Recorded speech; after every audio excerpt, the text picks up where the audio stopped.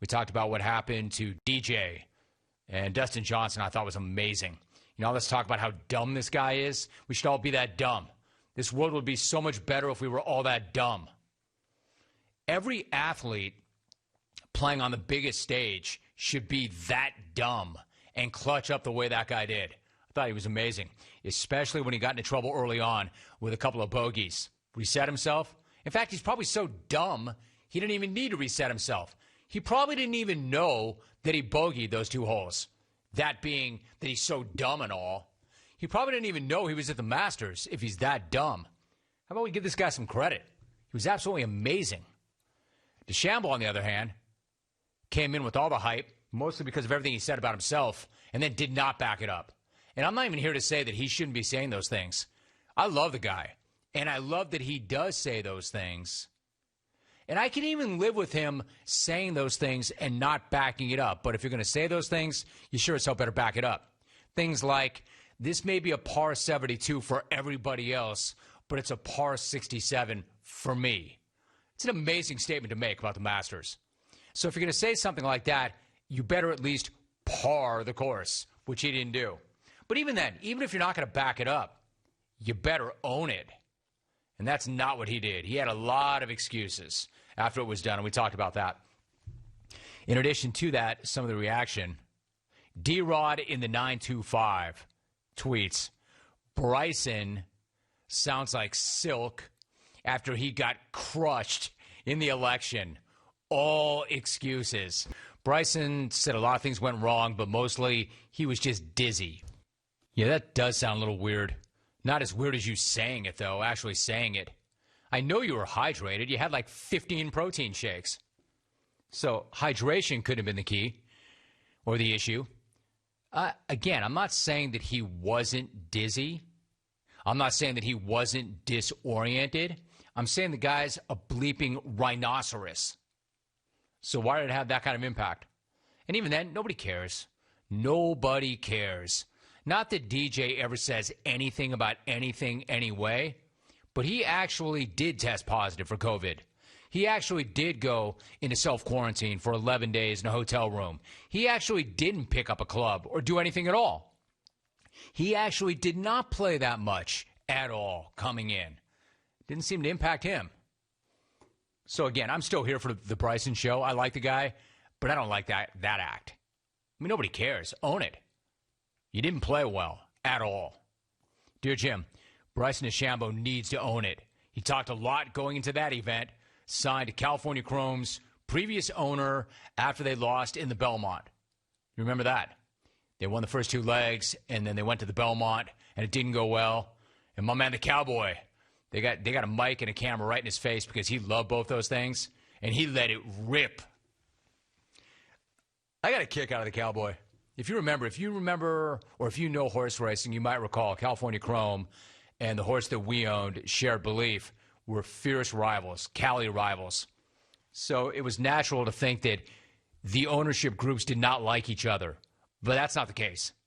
We actually did all right. The only issue I had with them was one night when Shared Belief, I mean, it's so evolved. It's so involved. But the really short version is these 2 horses were the same age, both in Southern California, and both had designs on the Kentucky Derby. Shared Belief got hurt. California Chrome went on, won the Derby. We sat off on the side. California Chrome became very famous and very rich and got all the hype. Everybody forgot about our horse. Our horse quietly made a comeback at Golden Gate, which was in Northern California, kind of like, it's a much smaller venue. So I ran into the trainer and some of the group for California Chrome one night. And I brought Logan, who was a little kid over at that time, to that dinner table to meet that group. Because Logan was a big Share Belief fan, but he liked California Chrome. And I went over there, and one of the guys in that group said, yeah, we saw your race. We saw your comeback race. I'm like, yeah? He said, yeah, we thought that was a setup. Like we somehow set that thing up for the easy win. I'm like, a setup? But what could I say? You know, they were ripping off the Kentucky Derby. So we filed that away. That was the only issue I ever had with them. We filed that away, and then we ran against them in the San Antonio, and we kicked their ass, and it felt awesome. Ran them right into the ground. Geared down, yo. That said, I got a kick out of the Cowboy. I like the Cowboy. I never had an issue with him. I thought he was good for the sport. I saw him, the Cowboy, at the track one day. I can't remember what race it is. The Cowboy came over and gave me a big old bear hug. He's like, Jimmy, my man. Yo. So he was good for the sport, and I got a kick out of him. Let's see. TJ Steeler tweets, Jim, Tiger has always had commitment issues. Signed Elin. All right, so back to Tiger. I had this at the end of hour number 2. And again, if you weren't watching on the TV simulcast, you may have missed it. So Tiger has that 10. Tiger had a 10 on number 12. And the only thing crazier than him actually carding a 10 was him trying to explain what happened afterwards. You carded a 10 because you, quote, didn't commit to the wind. Again, my glutes didn't activate. Can't believe the I didn't commit to the right wind excuse. Fair enough. You committed to the wrong wind. That would explain the tee shot. What about the other 9? Cat? I'm pretty sure the wind isn't knocking down that chunky drop from 20 yards. I'm pretty sure the wind had nothing to do with the bladed bunker shot that got 6 inches off the ground. What about the other 9 shots? Anyway, nice 10. No one expected you to make history in back-to-back years other than Adam Hawk and Chael Jr. and several million other honks. But you are the cat. And defying expectations is pretty much what you do. Ricky Sheldon tweets, hey, Rome, can you make sure that Chryson DeVertigo stays safe around trains? Backpedaling makes you dizzy. SA Sports Honk with the very predictable, hey, Rome, I committed to the wrong win too, signed Ian Poulter. Alvin DeLauro, if you need Alvin DeLauro.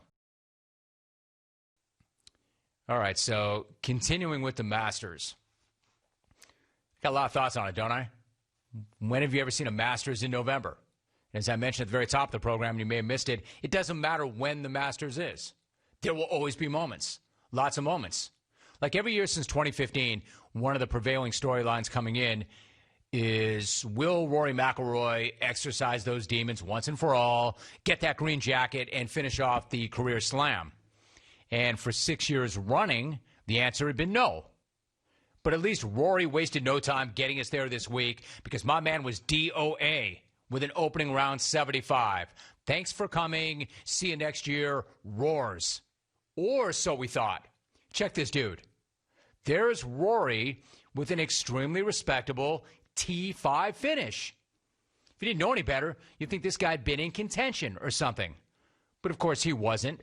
It's just that when the pressure was off of him, 18 holes into a 72-hole tournament, my man actually started to play like the 4-time major winner that he is, like the 4th best stick in the world that he is. Hard to believe considering what Dustin Johnson just did, but consider this. Rory actually played the final 54 holes of the Masters better than DJ. So the next time you hear somebody say that you cannot lose a golf tournament on the first day, point them at Rory. He actually did lose the golf tournament on the first day. Now that the calendar year will be closed with no more majors, Rory's drought is about to hit 7 years, which for a player of his caliber is pretty insane. I mean, I'm not saying it's easy to win a major, but in that same period of time, Brooks has won 4 of them. Jordan Spieth has won 3, and he's got no idea where the hell he is and hasn't had any idea for a long time now. DJ just got his 2nd. Even the cat at age 42 got one. Rory's had 6 chances to join Jack, Tig, Hogan, Gary Player, Gene Sarazen as the only golfers ever to complete the career slam. And he'll get a 7th opportunity in April when they run the Masters back again. But at this point, I'll tell you what, I'm going to take DJ and Brooks to get the slam before Rory. And they're each only halfway there. But I'd still bet on both of them. Not one of them, both of them. And before we put a bow on the Masters completely, let me tip my hat and give a phony smile and a big thumbs up to the great Phil Mickelson. Let's go back to last month, where the 50-year-old rolled out to his second senior PGA Tour event. And then he rolled up the field for his second senior PGA Tour win. Here's what he had to say about that afterwards, and I quote, "It's fun for me to come out here and play well, and this is a good start for me as I try to build a little momentum heading into Augusta next month," end quote. You know, that quote sounds almost exactly like what he said after he won the first old fat guys event.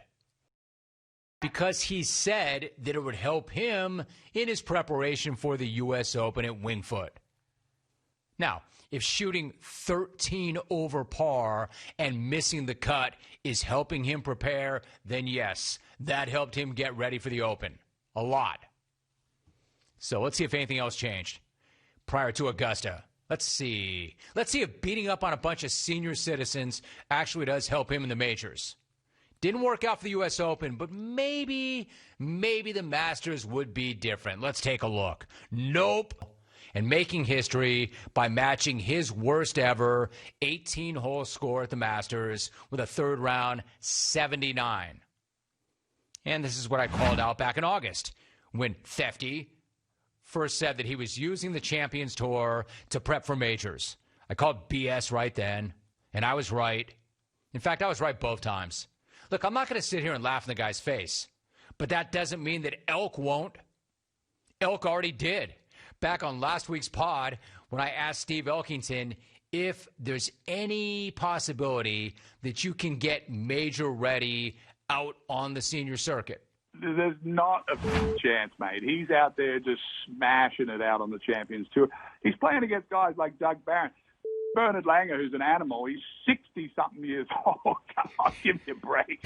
Pat Perez stayed with me last week. He's like, Jesus Christ. He said, I can't get enough of Phil. This is better than the Kardashians, this guy coming back telling me he's getting ready for the Masters by playing, on the Champions Tour.